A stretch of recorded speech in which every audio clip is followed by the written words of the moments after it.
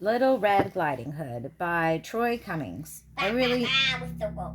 I really like story by Tara Lazar. I really like Troy Cummings. He does the Notebook of Dooms that we read. I know that sounds doomy, but it's great. Shh, please be quiet. Thank you. It was winter, and the river winding through the enchanted forest was frozen solid. A girl raced round to the river's edge and laced up her skates. And then she swizzled and twizzled across the ice.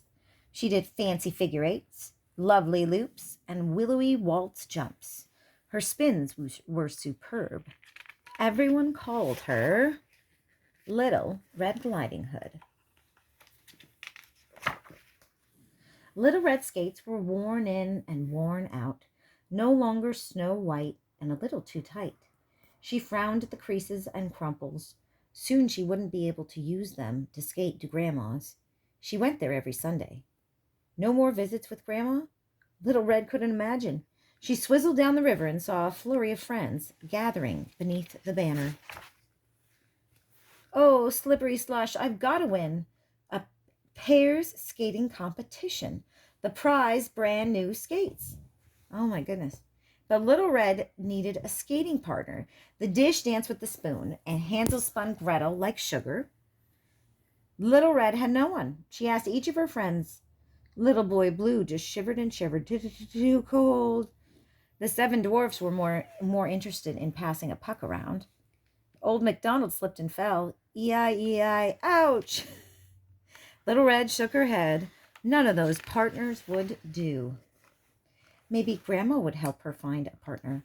Little Red whisked off to Grandma's cottage. Please stop, honey. Skating swiftly to avoid the big bad wolf. Over the river and through the woods to Grandma's house I go. Little Red arrived safely. Oh, Slippery Slush, she said to Grandma, slumping into a chair. I can't find a partner for the skating competition. How about the gingerbread man? He's very sweet, said Grandma. But he's much too fast. I can't catch him, said Little Red. I bet Baby Bear would just be right for you, said Grandma. But Goldilocks thought so first. I know who, said Grandma. The 3 little pigs just moved into the brick house next door. You could ask one of them. So Little Red skated to the pig's door. Little pigs, let me in. Someone tapped Little Red on the shoulder. Excuse me, said the big bad wolf. I think that's my line. Eek, the wolf! Little Red sprinted away. Her worn-in, worn-out laces began to unravel. Hey, glide back here, yelled the wolf, giving chase. He swizzled and twizzled across the ice. Little Red pushed on faster. Her boots were lopsided and loose. Oh, no. Stop, yelled the wolf. He steered clear of the fallen branches with fancy footwork and sly spins in pursuit of Little Red. Uh-oh, Little Red's skate flew off. Oh, Slippery Slush. The wolf jumped in front of Little Red and caught her. Little Red shivered with fear. Woo! You're wonderful, the wolf gently put Little Red down. Well, what? You're a super skater, but I was trying to warn you. Your laces are untied. Oh, Little Red couldn't believe it. This was the big bad wolf? Happens to me all the time, said the wolf. My skates are older than Rip Van Winkle. Little Red stared at his worn-in, worn-out pair, and then she had a grand idea.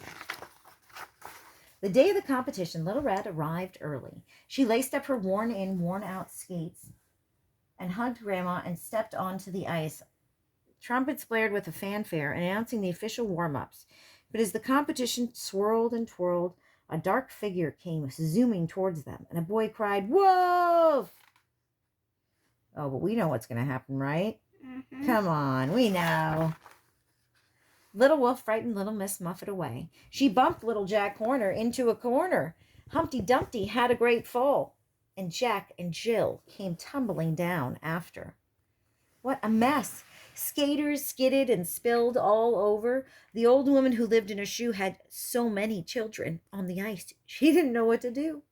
Little Red got mixed up in the mayhem. That means the craziness, right? Mayhem. We all know what that's like. Mm-hmm. Help, she cried. The big bad wolf raced over. He lifted Little Red high. Put Little Red down now, the wolf cutter warned, grabbing his axe. Oh, Slippery Slush, said Little Red. He's my partner. The crowd was stunned. It was so quiet you could hear the ice freeze. All the king's horses and all the king's men put the competition together again. Music swelled and the pairs took to ice. They wore flowing costumes and danced on ice, like the prince and Cinderella at the ball. In fact, the royal couple were in the competition. The tortoise and the hare made a splendid pair. Jack Sprat and his wife did too. And then Little Red Gliding Hood, and the Big Bad Wolf swizzled and twizzled across the ice. They did fancy figure eights, lovely loops, and willowy waltz jumps. Their spins were superb. No one could believe that Big Bad Wolf was actually good. That performance I'll remember happily ever after, cheered Grandma. Oh, they all got 10s. Look at that. The judges whispered, they nodded, they scrawled, they raised a row of perfect 10s. Little Red and the Big Not-So-Bad Wolf were named the winners. And they got new shoes. They're golden skates. That is pretty cool. Wow. Oh my, what big skates you have, said Little Red. The wolf flashed a toothy grin. And the better to glide with you, my dear. That was cute. I liked it. But I like the joke at the end.